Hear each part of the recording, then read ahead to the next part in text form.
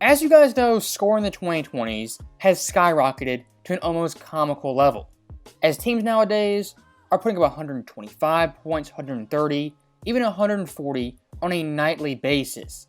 And looking at the league average, we're at 115.6 points per game, the highest mark since 1968. Of course, the rules are different, the play style is different, and 3-pointers are being taken at an all-time rate, as currently in the NBA, teams on average take 35 per game, the second most ever, only behind the 2022 season. Even the biggest defenders of modern day basketball, the youngest NBA fans, have to admit on some level, scoring is easier than ever, and defense at this point is a glorified afterthought. Now, with that in mind, after Luka Doncic scored 73 points, I was just kind of extremely puzzled, bewildered of the reaction to that game.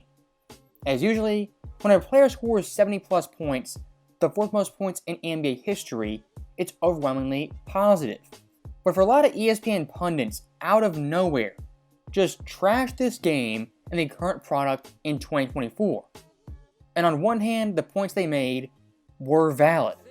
But the timing of this critique after Luka's 70-point game, again, was a little bit odd. And looking at Stephen A. Smith, the voice of ESPN, the face of the network, most of the times his reaction to 70-point games, it's a glowing review and all positive.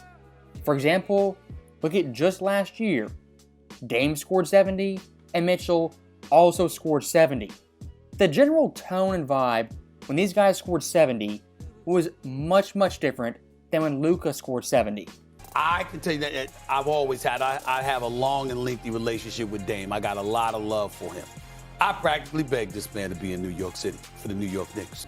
Because this brother right here, I challenge anybody in today's game, the way the game has evolved. Tell me one guard you want other than Steph Curry. Yeah. Tell me one guard you want more than Damian Lillard. And Donovan Mitchell, who wanted to be in New York, who's from New York, who expected to be wearing a New York Knicks uniform, is dropping 71. 71 in an NBA game. And the Knicks are giving us what? Stephen A. Smith right there was basically on his knees after those two games, begging both those players to be on the Knicks. I mean, it was almost going above and beyond of how positive he was after those games.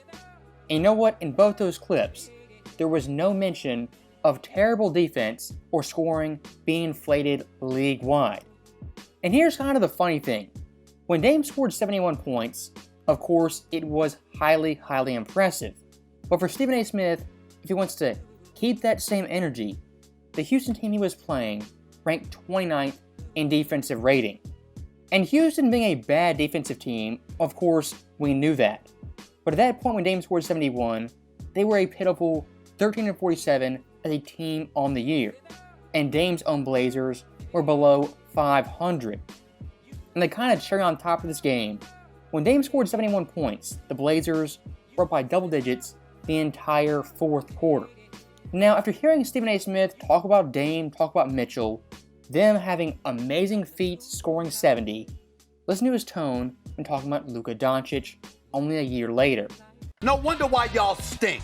Did you see how they played defense last night? I mean, this is not Joel Embiid who played Billy Ball because you know what, you have a thin Victor Wembanyama on you. We understand that. We expect that.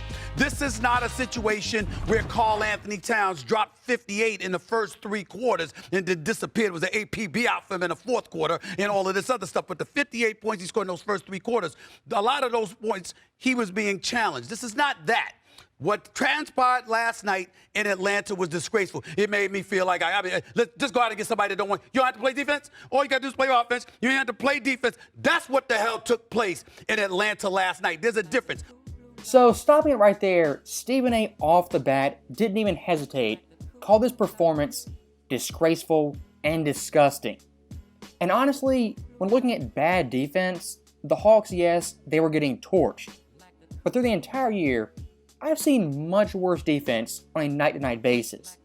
And at least Atlanta, unlike some teams, were doubling Luka, shadowing him with three players, and at least making it difficult for him to get 73. And I would say DeJounte Murray, by most people's standards, is a pretty capable defender. It just so happens Luka is playing in 2024 and offensively is highly skilled. Now, with that being said, the Atlanta Hawks by no means are the 89 Pistons, as currently they rank the second worst defensive team in the NBA.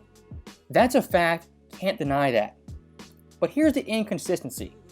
When Luka scores 73, the defense gets crapped on, Luka's game gets diminished. When a guy like Dame scores 71, no mention of the defense, and it's just overwhelming praise with Dame scoring 70. And look, to prove this point further, when Luka scored 73, that exact same night Devin Booker scored 62 versus the Indiana Pacers, who ranked 26th in defensive rating. And even worse, Devin Booker's team lost that game. Stephen A. Smith, for that performance, had absolutely no comment and no slander. And looking past Booker, when it came to Joel Embiid, again, all positive, nothing negative. As in talking about Luka's game, he said, quote, "This is not Joel Embiid versus the Spurs, who plays bully ball." Embiid scoring 70, playing his physical style of basketball, some would argue his flopping style of basketball, was much less impressive than Luka's 73-point game. Joel in this game took 23 free throws, compared to Luka versus Atlanta, who only took 16. I want to make this point very, very clear, very concise. Embiid scoring 70, Luka scoring 70, all those games are impressive. The problem, though, is the inconsistency from Stephen A. Smith. As looking past Embiid, you have Karl Anthony Towns, who in 3 quarters scored 58 points. In Stephen A. Smith's demented, warped mind, Cat scoring 58 in 3 quarters was more impressive because, check notes, he did it versus the Hornets, who rank dead last 30 of 30 in defensive rating.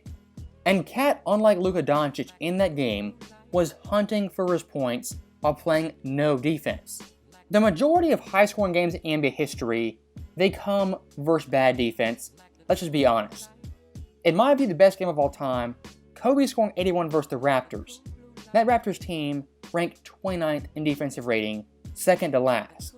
Looking at Kobe's 81-point game, does that take anything away from it? Of course not.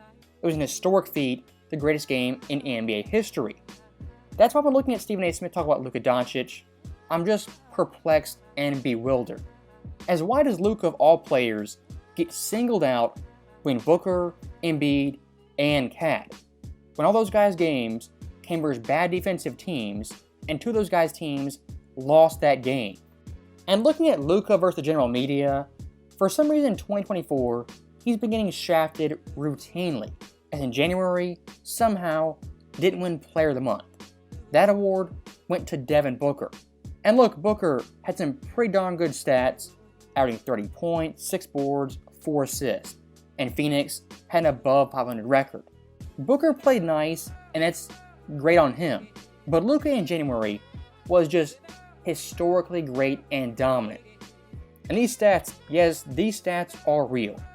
37 points, 10 assists, 9 boards, nearly 2 steals on 48.8% shooting.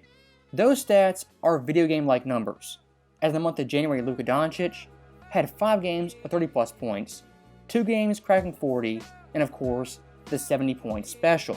When it comes to Player of the Month, look, in the grand scheme of things, does it matter? No, not really. And I think the person who picks those winners is kind of a panel from NBA.com, and that website as of late has been just so off base. As when it comes to MVP, their rankings from month to month, week to week, are just abysmal. And looking at Luka Doncic, do you think this guy at the very least would be top 5? Nope, you're wrong. Luka in their latest list came in at 6th place behind Jason Tatum. Look, a big fan of Luka, big fan of Tatum. But Tatum this year, for his own standards stats-wise, hasn't had his best season. Luka at the current date in our current month had the best year of his career and historically one of the most dominant offensive seasons in NBA history. I understand Tatum Celtics have a much, much better record. But in terms of individual play, Luka playing the harder conference, the deeper conference, for him to be out of the top 5 on this list really makes no sense. Now, looking back at the NBA media, is there some grand conspiracy at ESPN to kind of shut Luka out and not give him credit? Probably not. But looking at Stephen A. Smith specifically, the shift in energy and tone from one 70-point game to the next, this guy at the very least has some ulterior motives. So that is the end of the video. As always, thank you guys for watching, hope you enjoyed it. I'll see you next time.